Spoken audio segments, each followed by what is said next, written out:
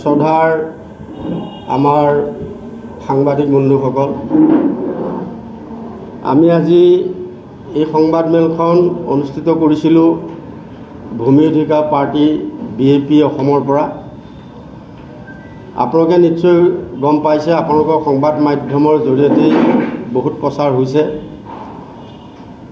বিগত যিবিলাক চৰকাৰ গ'ল, সেই চৰকাৰবিলাকে আমাৰ গুৱাহাটীত বিশেষকৈ আমাৰ অসমীয়া খিলঞ্জীয়া যিখিনি মানুহ, সেই মানুহখিনি প্ৰায় 1,30,00,000 পাহাৰ ভৈয়াম মিলি বসবাস কৰিছিলে।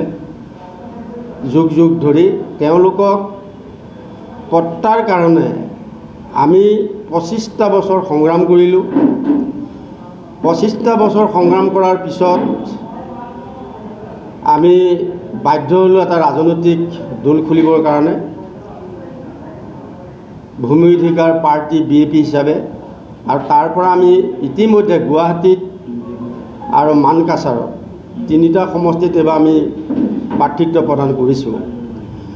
যদিও আমি দিছপুৰ সমষ্টিত প্ৰাৰ্থিত্ব প্ৰদান কৰাৰ কথা আছিল, কিন্তু আমাৰ মাজৰে আমাৰে ভাই ককাই নিচিনা এজন ব্যক্তি, যিজন ব্যক্তিয়ে সুদীৰ্ঘ দিন দিছপুৰ সমষ্টিত সমাজৰ লগত জড়িত থাকি বিভিন্ন দিশত তেওঁ কাম কৰিছিল, বিভিন্ন দুখৰ সমভাগী হৈছিলে মানুহৰ। আৰু সেইজন ব্যক্তিক যেতিয়া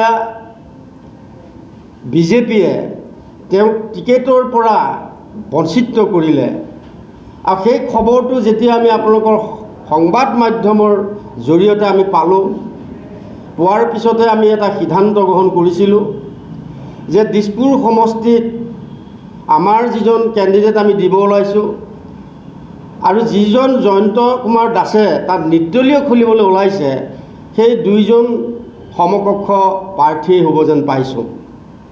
আৰু সেইকাৰণে আমি সিদ্ধান্ত গ্ৰহণ কৰিলোঁ যে আমি তাত প্ৰাৰ্থিত্ব নিদিওঁ। আমি যদি জয়ন্ত কুমাৰ দাসক, আমাৰ যিখিনি পাহাৰ ভৈয়ামৰ পট্টাবিহীন 52,000 ভোট আছে আৰু 28,000 আমাৰ ফেমিলি আছে, গতিকে এই ভোটখিনি যদি আমি জয়ন্ত কুমাৰক আমি অন্ততঃ দিয়াই দিব পাৰোঁ, তেতিয়াহ'লে বিপুল ভোটত জয়ন্ত দাসে গৈ আমাৰ এই ভূমিপট্টাহীন মানুহখিনিৰ কাৰণে তেওঁ সদনত বলিষ্ঠ পদক্ষেপ গ্ৰহণ কৰিব আৰু আমি পট্টা পাবলৈ সক্ষম হ'ম। কাৰণ তেখেতক আমি 25 বছৰ আমি দেখি পাই আছোঁ তেওঁ কি কাম কৰি আছে। সেই 25 বছৰৰ যি তেওঁক দেখাৰ যিটো আমাৰ অভিজ্ঞতা, সেই অভিজ্ঞতাৰ তৰফৰ পৰাহে আমি তেওঁক সমৰ্থন কৰিবলৈ বাধ্য হৈছোঁ। এতিয়া প্ৰশ্ন হ'ল যে ইতিমধ্যে আমি পাহাৰবিলাকত আমাৰ যিখিনি শাখা আছে, আমাৰ 22খন শাখা সমিতি আছে দিছপুৰ সমষ্টিত। এই 22খন শাখা সমিতিয়ে ইতিমধ্যে আমাৰ সিদ্ধান্ত গ্ৰহণ কৰা হৈছে যে শাখাৰ অন্তৰ্গত যিখিনি আমাৰ পট্টাবিহীন ভোট আছে, এই ভোটখিনি এতিয়া সিদ্ধান্ত নহয়, এই সিদ্ধান্তটো যেতিয়া আমি ৰাজনৈতিক দল খুলিবৰ কাৰণে বেলতলাত এখন ৰাজনৈতিক অভিৱৰ্তন পাতিছিলোঁ আৰু তাত আমাৰ গুৱাহাটীত প্ৰতিটো পাহাৰৰ পট্টাবিহীন লোক তাত গোট খাইছিলে আৰু গোট খাই তাতে আমি সিদ্ধান্ত গ্ৰহণ কৰিছিলোঁ যে 2026 চনৰ যি সাধাৰণ নিৰ্বাচন, এই সাধাৰণ নিৰ্বাচনত আমি পট্টাবিহীন লোকসকলে আমি BJP আৰু কংগ্ৰেছক ভোট প্ৰদান নকৰোঁ। এই সিদ্ধান্তটো লৈছিলোঁ আমি 2025 চনৰ 14 ডিচেম্বৰত বেলতলা ৰাজনৈতিক অভিৱৰ্তনত। আৰু তাৰ পৰা আমি নিশ্চিত হ'লোঁ যে আমাৰ গুৱাহাটীত যিখিনি 4,62,000 ভোট আছে, 1,30,000 পৰিয়ালৰ 4,62,000 ভোট আছে আমাৰ। এই 4,62,000 ভোট আগত আমি বিভিন্ন ৰাজনৈতিক দলক দি পেলাই আমি জয় কৰাইছিলোঁ, কিন্তু তেওঁলোকে আমাৰ কাম নকৰিলে।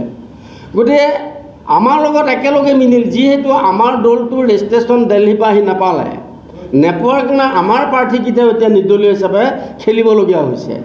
গতিকে আমি কাক সমৰ্থন দিম এতিয়া? যিজন বিপুল ভোটত জিকি যাব দিছপুৰলৈ, যিজনে বলিষ্ঠ কণ্ঠৰে আমাৰ সৰ্বসাধাৰণ ৰাইজৰ কথা সদনত ক'ব, আমি সেইজন মানুহকে ভোট দিব লাগিব। আৰু সেইজন মানুহৰ কাৰণে আমি ভূমি অধিকাৰ পাৰ্টীয়ে আজি এই সংবাদমেলৰ জৰিয়তে আমি তেখেতক মুকলি সমৰ্থন জনাইছোঁ। আৰু আহি থকা 9 তাৰিখৰ নিৰ্বাচনত আমাৰ যি 52,000 ভোট আছে, এই ভোটখিনি তেখেতৰ পক্ষত যাব বুলি আমি তেখেতক আজি এই সংবাদমেলত আমি প্ৰতিশ্ৰুতি দিছোঁ। আৰু ইতিমধ্যে আমি 22খন শাখাত ইতিমধ্যে আমি মিটিং কৰিছোঁৱেই, মিটিং আৰম্ভ কৰি দিছোঁ। যোৱাকালিও আমি 2খন শাখাত মিটিং কৰি আহিছোঁ। আৰু মই যিখিনি কথা কৈছোঁ, আমাৰ ভোটাৰসকলেও সেই একেখিনি কথাই কৈছে। আৰু আপোনালোকৰ সংবাদ মাধ্যমে আমাৰ লগত গৈছিলোঁ পাহাৰলৈ, কেইটামান সংবাদ মাধ্যম আমাৰ লগত গৈছোঁ, ভোটাৰৰ কথা লৈছে যে এইবাৰ আপোনালোকে কাক ভোট দিব।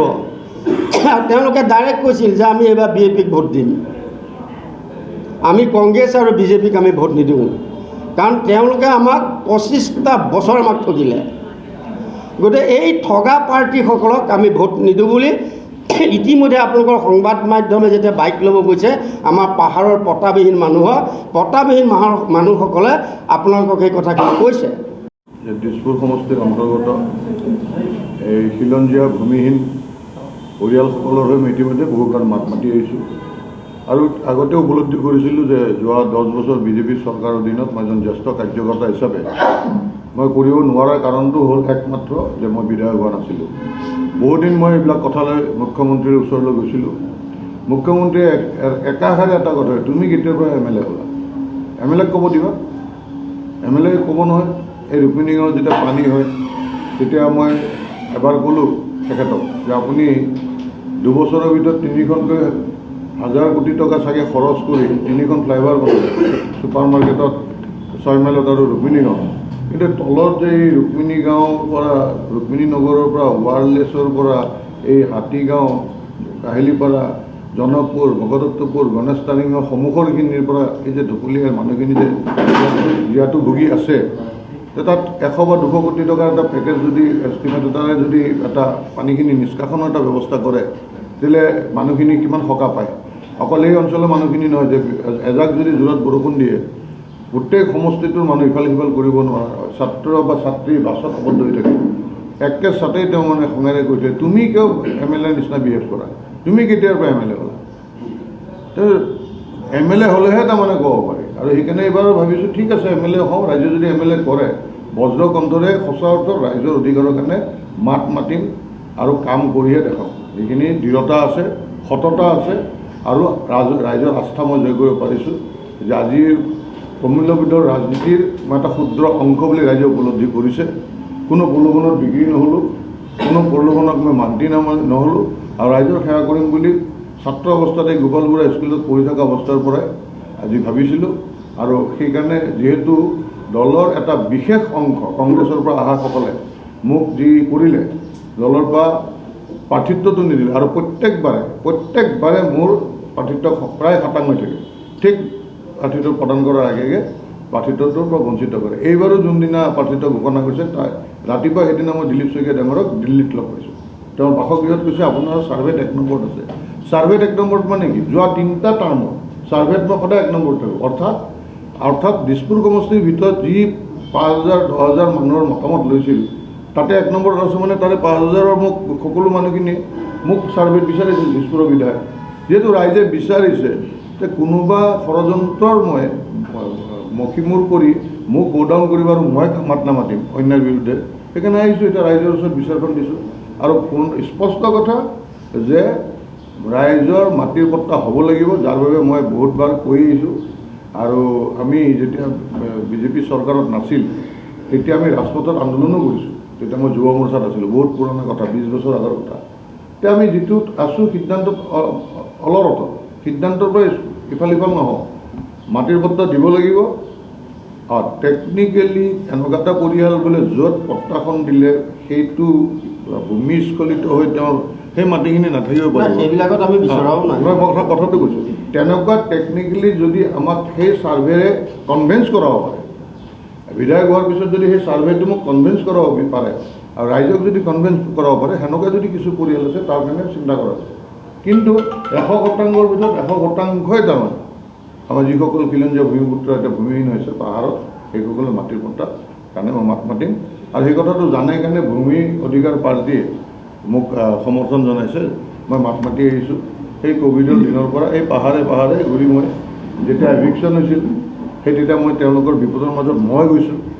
আৰু আপোনালোকক কৈ মই ভাল পাম যে সেই স্পটৰ পৰা তেতিয়াৰ মুখ্যমন্ত্ৰী সৰ্বানন্দ সোণোৱালৰ OSDক কৈছোঁ যে মই এই এভিকশ্যন য'ত হৈ আছে এভিকশ্যনৰ মাজত থিয় হৈ আছোঁ আৰু ইয়াৰে উন্নয়ন কমিটিৰ মানুহখিনি মই লৈ যাব বিচাৰিছোঁ। আৰু তেওঁ 10 মিনিট পিছত মোক কল বেক কৰি মাতি পঠাইছে। সেইখিনি ৰাইজে দেখিছে, তেওঁ ৰাইজৰ মাজত থাকি ৰাইজৰ কাম কৰা ৰাইজে দেখিছে যে বিধায়ক নোহোৱাকৈ সেইখিনি। কিন্তু সেই সময়ত সৰ্বানন্দ সোণোৱালে এটাই কথা কৈছিল, তুমি সঁচাই ভাল কাম কৰিছা, এই বিপদত তুমি ৰাইজৰ মাজত আছা। বিধায়ক নোহোৱাকৈ ৰাইজৰ মাজত থকা ভাল কাম বুলি কোৱাৰ পিছতো মোক প্ৰাৰ্থিত্ব দিয়া নাই। এইবাৰ মই ভাবিছোঁ ৰাইজে সিদ্ধান্ত ল'ব। আৰু মই যিটো ঘোষণা কৰিছোঁ দলৰ নামটো মই ভাবিছিলোঁ সেইদিনা, মই ভবাটো অকল এই নিৰ্বাচনৰ কাৰণে মই যিহেতু নিজৰ সমষ্টিত মই ব্যস্ত হৈ আছোঁ, কিন্তু অসমৰ অন্তত সামাজিক মাধ্যমৰ দ্বাৰা বহু মানে লাখ বুলি যে কয়, লাখত নহয় মানে বহু হাজাৰ হাজাৰ মানুহে সমৰ্থন জনাইছে।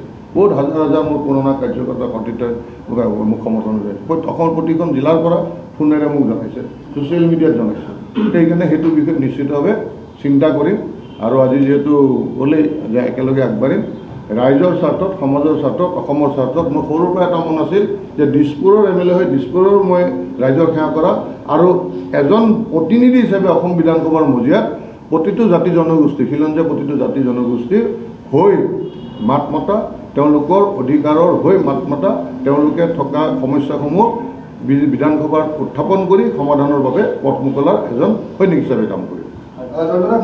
এসপ্তাহ আছে, মাজত মাত্ৰ এটা সপ্তাহ।